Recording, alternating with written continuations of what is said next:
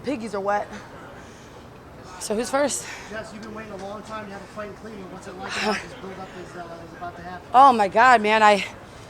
I'm almost I'm out of tears. I'm out of all the bad emotional stuff. It's exciting because this is where I started, you guys. And some of you guys might be some media outlets from out of town, but the ones that have been here, such as yourself, have been here since the beginning, covering my stories and covering my ups and downs. And I'm so glad to be back where I am at this time. You know, it's an important part of my career. You know, it's like do or die for both me and Betch. And unfortunately, they didn't put her in the right neck of the woods to start out this journey.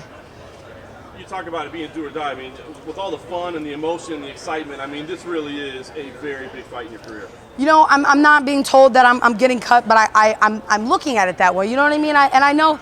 Listen, I know the UFC is. You know, they got a business to run, and I have my own business to run. And lately, I've been operating under crappy circumstances and underestimating myself. And now it's time to turn it on. And I mean, what better place than to be, you know, right where I'm at this very moment in that tier. You know, like. I never used to be a really like crazy believer in, you know, God and all this stuff, but I'm a believer in energy and stuff, and I believe that there's a reason I'm here under these circumstances, and I'm fortunate. I really am. Was that the revelation you talked about, the sports psychology? Was that the revelation you had? No, you know, my sports psychologist, and you know, I've not hit about it. You know, me and my father have had a very up and down emotional relationship, and as much as times as I was mad at him, and we've had some, you know, really terrible moments, he always was there for me. And during the times that I lost were times that he wasn't in my life.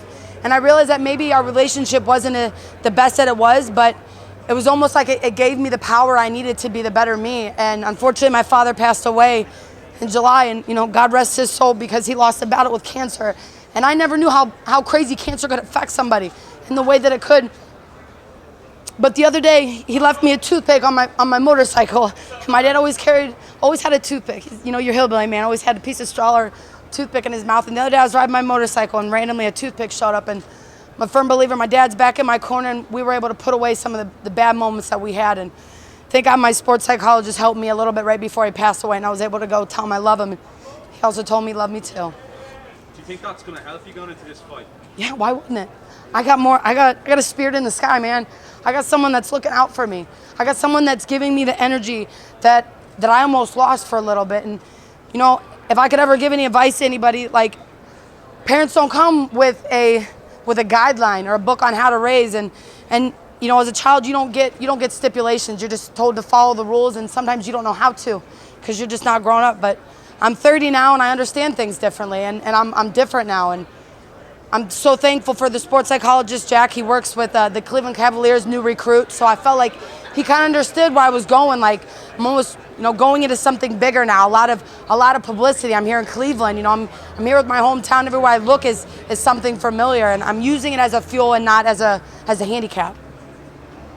It feels very much like a fresh start for you, like just something completely new. Yeah, you know, I found out that maybe I was feeling sorry for myself, or maybe I was almost like being like, well, I made it this far, why shouldn't I be happy? But like, how could I have settled? Like, I've always my whole life been the kind of woman that told people, like, don't ever settle, keep going, keep going. But then I was a victim of my own circumstance. I was doing what I said you shouldn't be doing. And what kind of person does that? You know what I mean? Like, what kind of person says things like that and then doesn't follow through themselves? And I didn't realize I was doing it. And guys, I'll say it a million times, my coaches, Alex Cooper, Pablo, Bobby, and Marcus Marinelli, man, I put them through hell, you guys. I was not an easy athlete to deal with. Everything I did, I threw at them. I yelled at them. I told them I didn't trust them, and they never lost faith in me, man. And that means something. And I feel like I'm so fortunate in that way. And I got Strong Style Fight Family tattooed on my back for 9 years now, and it almost feel like it's re-tattooed in my heart and my back. What has the sports psychologist done different? Because I spoke to you before the Sarah fan fight, and you said you couldn't link everything up in regards to your boxing in the octagon. What's been the major difference? You know, it's finding self-unity. You know, the first thing after the moment he met with me, he said to me, he goes, you have no self-unity. He goes, you have no connection with yourself. You've separated your feelings from your physical abilities, and you're always putting yourself down. So if I'm sitting there telling you to believe in me, but I don't believe in myself, or I'm scared, I mean, that shows. It shows in my performances. It showed in the McMahon fight. I didn't fight. No one can say I lost that fight because I didn't even fight. If you've ever seen me fight from the first time, I've got over 20 fights under my belt. You look at that fight and you go, that's not Jessica. And I think everybody, is waiting for that Jessica that they saw in my first UFC fight from the beginning years when I was even with Bellator and even before that. The things that got me to where I am today. It's almost like my dad always said, humble pie tastes like shit, but everybody's got their own recipe. And unfortunately, I found a new recipe for being humble. How's it go down on Saturday night? It's a knockout, guys. I'm not settling for this, and it doesn't mean I'm going out there swinging for the fences. It means pinpoint accuracy, and if I could be anything like Stipe was for Verdum, I'm gonna either get it going forward or she's gonna get it coming in. Jessica, I was hoping you could clear the air on something. She says that you turned down a fight to film a movie. In Pittsburgh? No, actually, you know what? I wish Marcus was here right now because I caused excuse my language, a shitstorm, and my coach will tell you right here, I begged for that fight in Pittsburgh. I sat in his office and begged him. I said, Marcus, I'm on a losing streak. I go to Pittsburgh. It's right around the corner. It's in my hometown. All my people can drive. They can be there. They'll be there to support me. And Marcus said, no, it's not the right time, Jessica. It's not. And I'm like, no, I'm going to be off for 9 months. I'm going to go broke. I'm losing fights. I'm not making money when you're losing fights. People don't want your merchandise. They don't want to buy anything. And I begged him. You guys, I almost had to leave my gym because I wanted that fight over that girl. I almost had to leave my gym because my coach said, you don't trust me? You've made it this far with me and you don't trust my decision making? I wanted that fight. And you know what? If she thinks that that's what's going to help motivate her, that I didn't want to fight, it's going to be a really long ride home to Brazil for her.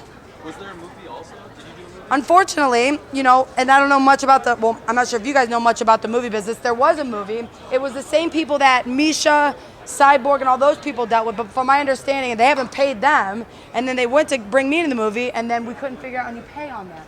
So yet again, I guess things always, go back to money. So yes, there was a movie. I wanted to do it. Well, actually, I wanted to fight more than I wanted to do the movie, because to be honest with you guys, I don't care about fame. I don't care about movie making and stuff like that. If it happens, it happens. I'm not the kind of person that pushes for it. So, yeah. Cool. Thank you. Yeah, of course. Thank you. Are we good? Thanks, guys. Appreciate it. Thanks, Jess.